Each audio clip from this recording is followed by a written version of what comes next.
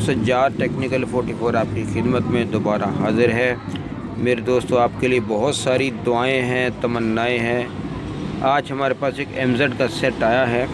Set मैंने खोला हुआ है और बैटरी भी कनेक्ट की हुई है। ये देखिएगा, बैटरी भी कनेक्ट की हुई है, but there is no response about power on and off. तो मेरे दोस्तों, यहाँ पर जो है मसला इसके अंदर आ रहा है। मैं इसको जब ऑन करता हूँ तो सेट के अंदर कोई मूवमेंट, कोई हरकत नहीं है और बोर्ड बिल्कुल डेड बता रहा है। अलबत्ता जब हम इसको सप्लाई देते हैं तो सप्लाई देने से लगता है कि सप्लाई इंटर हो रही है, बट कोई रिस्पांस नहीं मिलता। तो मेरे दोस्तों, आइए मैं आपको इसका बोर्ड दिखाता हूँ। और ये देखिएगा, ये बोर्ड मैंने खोला हुआ है और यहाँ पर जो है ना, ये देखिएगा कि नॉर्मल बोर्ड है जो होमेज वगैरह में भी आता है, लेकिन देखने में महसूस हो रहा है कि काफ़ी अच्छा बोर्ड है, साफ़ सुथरा बोर्ड है।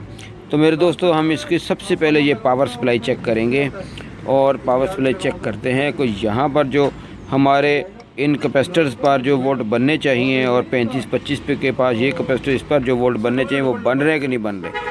तो उसके बाद जो है हम यहाँ पर भी देखेंगे क्या वोल्ट बन रहे हैं, कितने बन रहे हैं। ये सारी चीज़ें चेक करने के बाद मेरे दोस्तों हम इसको फाइनलाइज़ करेंगे कि इसमें आया पावर सप्लाई के अंदर कोई फॉल्ट है या कहीं और है, या फिर पावर सप्लाई काम वर्क कर रही है, बट यहाँ पर जो माइक्रो कंट्रोलर हमारा लगा हुआ है तो माइक्रो कंट्रोलर ही काम छोड़ गया है। तो ये सारी चीज़ें हम इंशाल्लाह अभी चेक करेंगे, आपके सामने चेक करेंगे। उसके बाद फिर हम इसको जो है रिपेयर करेंगे और आपको एक एक चीज़ डिटेल के साथ बताएंगे। तो आइए चलते हैं, इसको बोर्ड को खोलते हैं, फिर आपको बताते हैं। दोस्तों, ये देखिएगा, ये बोर्ड मैंने खोल लिया है। ये पूरा कंप्लीट बोर्ड आपको नज़र आ रहा है। इसमें जो है ना, ये माइक्रो कंट्रोलर की साइड है। बहुत सारे दोस्त कहते हैं कुछ सेक्शन के बारे में थोड़ा सा पहले बता दिया करें, ताकि जो है ना हमें अंदाज़ा हो जाए कि कौन से एरिया में काम किया है। और नॉर्मली मेरी आंखों के प्रॉब्लम की वजह से मैं ज़ूम करके काम करता हूँ, कैमरा ज़ूम करके। तो मेरे दोस्तों, ये एरिया जो है, ये वाला एरिया है इसका इन्वर्टर सेक्शन का। ये आ गया अपना माइक्रो कंट्रोलर साइड का। फिर इसके साथ जो है ना, ये बूस्टर सेक्शन आ गया। फिर ये 35-25 का एरिया आ गया। तो 35-25 के एरिया में आपने आना है और यहाँ पर जो supply 12 volt to 12 volt converter जो लगा हुआ है हमारा, ये छोटा सा एक चॉपर होता है। इसमें DC 12 वोल्ट इस मॉसफेट के ज़रिए इंटर होते हैं। जो बाइसिंग यहाँ से मिलती है तो ये इंटर होते हैं। और ये चॉपर जो है एक 12 वोल्ट सिंगल इन लेकर और 2 12 वोल्ट स्मूथ 2 12 वोल्ट आउट करता है। 0+12 और 0+12 आउट करता है। और जिसमें एक तो माइक्रो कंट्रोलर की तरफ जाता है और दूसरा 35-25 और फ़ैन की तरफ भी जाता है।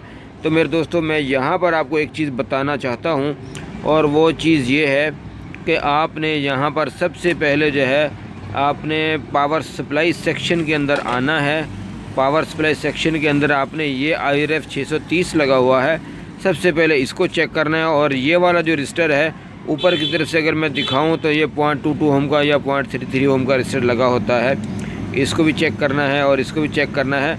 अगर ये मुकम्मल तौर पे शॉर्ट हैं तो आपने इनको चेंज करने के बाद इसी के साथ नीचे 20 ओम लगी होती है, उसको भी चेक कर लेना है। चेक करने के दौरान जो है ना, पूरी तसल्ली कर लें कि आया अगर ये हमारा जो IRF शॉर्ट हुआ है, ये क्यों हुआ है, तो ये पूरी तसल्ली कर लें। इसके बाद आगे फिर जो है ना, ये आगे सप्लाई बनती है।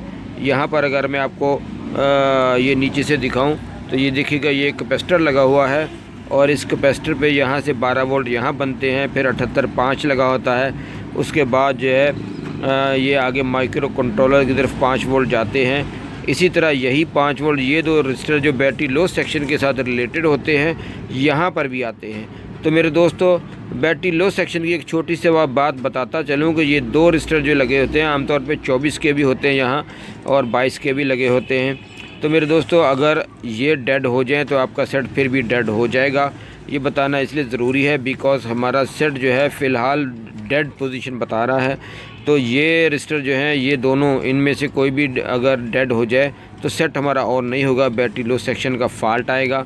और अब हम इसको जो है यहाँ आते हैं, IRF 630 चेक करते हैं, उसके बाद फिर आगे चलते हैं। दोस्तों, ये देखिएगा, मैं जो है अपने पावर सप्लाई के सेक्शन में आ चुका हूँ यहाँ पर मैं आपको जो है ना कुछ चीज़ें बताना चाहता हूँ। ये देखिएगा, यहाँ पर ये जो एक रजिस्टर लगा हुआ है, हमारा मीटर जो है यहाँ पर सही बता रहा है, बीप शो कर रहा है, लेकिन ये रजिस्टर जो है ये बीप शो नहीं कर रहा।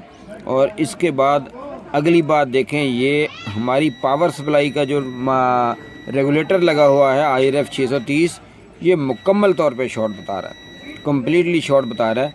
हम इसकी वजह भी जानेंगे ये शॉर्ट क्यों हुआ है।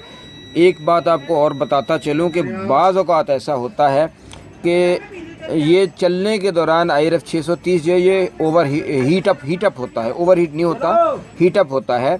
और आपने काम क्या करना है, मेरे पास 2-3 दफ़ा ऐसे सेट आए हैं जिनमें जो है ये बार बार उड़ जाते थे, तो मैंने इसके अंदर जो है हाई फ्रीक्वेंसी डायोड के साथ एक हीट सिंक लगा होता है छोटा सा, मैंने वो इसके साथ लगा दिया। उसके बाद अल्हम्दुलिल्लाह वो फॉल्ट दोबारा नहीं आया।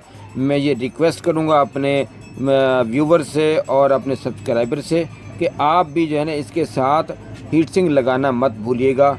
बेशक ये गर्म ना हो, लेकिन मैं हीट सिंक लगाऊंगा। उसकी सबसे बड़ी वजह यह है कि हमारा कस्टमर हमारे पास दोबारा ये सेट इस फॉल्ट में लेकर ना आए, ये सबसे बड़ी वजह है। और कस्टमर के लिए सबसे जितना आप बेनिफिट ज़्यादा रखेंगे, इंशाअल्लाह ताला अल्लाह ताला आपकी रिस्क रोज़ी में उतनी ही ज़्यादा बरकत डालेगा। तो आइए हम इसको निकालते हैं, ये रजिस्टर भी चेंज करते हैं, इसका 20 ओम भी चेक करते हैं, उसके बाद आगे चलते हैं। जी दोस्तों, ये देखिएगा, यहाँ पर जो है ना ये 3843 लगा हुआ है और यहाँ पर IRF 630 लगता है 3845, और इसके साथ जो है ना ये 20 ओम का रजिस्टर जो है ये वाला, ये भी फट चुका है। तो मेरे दोस्तों, मैं इसको भी अभी चेंज करता हूँ, और चेंज करने के बाद जो है ना हम IRF लगाते हैं। IRF 630 लगाने के बाद फिर एक काम और करना है जो सबसे अहम है, इसको वॉश करके इसकी रीडिंग लाजमी चेक करनी है। तो ये देखिएगा, मैंने जो है IRF 630 जो नया लगाना है उसके साथ मैंने एक हीट सिंक लगा दिया है। जो हीट सिंक जो है ये वाला मैंने हाई फ्रीक्वेंसी डायोड जो चॉपर के पास लगे होते वहाँ से लिया है। तो ये लगाना बहुत अहम चीज़ है, पहले भी मैं बता चुका हूँ। तो आइए मैं इसको रजिस्टर को चेंज करता हूँ, फिर इसकी रीडिंग चेक करके इसको ऑपरेट करके देखते हैं। जी दोस्तों, ये देखिएगा, मैंने यहाँ पर जो है ना ये IRF 630 लगा दिया है। अच्छा, एक बात आपको और बताना चाहता हूँ, आप IRF 630 की जगह IRF 740 भी लगा सकते हैं, और ये दोनों एक ही कॉन्फ़िगरेशन और एक ही चैनल के मॉसफेट हैं। और यहाँ पर जो है ना मैंने 20 ओम भी इसकी उड़ गई थी, वो भी लगा दी है। और ये 3845 जो है ये बिल्कुल ओके है, और ये मैंने इसकी रीडिंग चेक कर ली है। अब हम आपके सामने इस सेट को जो है ऑन करके देखते हैं कि आया हमारा माइक्रो कंट्रोलर और बाकी हमारा सिस्टम कम्प्लीटली जो है वो काम कर रहा है कि नहीं कर रहा। तो IRF 630 की जगह IRF 740 आप लगा सकते हैं, लेकिन ये याद रहे कि कोशिश करें कि जैसे ये मैंने हीट सिंक लगा दिया है, और ये हाई फ्रीक्वेंसी डायोड जो यहाँ होते हैं यहाँ पर, तो ये हाई फ्रीक्वेंसी डायोड को के ऊपर जो लगते हैं हीट सिंक लगे आते हैं बाज़ सेटों में, तो मैंने पुराना ही निकाल के लगाया। ऐसे आप भी लगा सकते हैं, उससे सेट की ज़्यादा प्रोटेक्शन होगी, और हमारा जो IRF 630 है ये ठंडा चलेगा। दोस्तों, हमने तमाम कंपोनेंट लगा दिए हैं, और इसको सेट को मैंने बोर्ड को फिक्स कर दिया है। अभी मैं आपको ऑन करके दिखाता हूँ।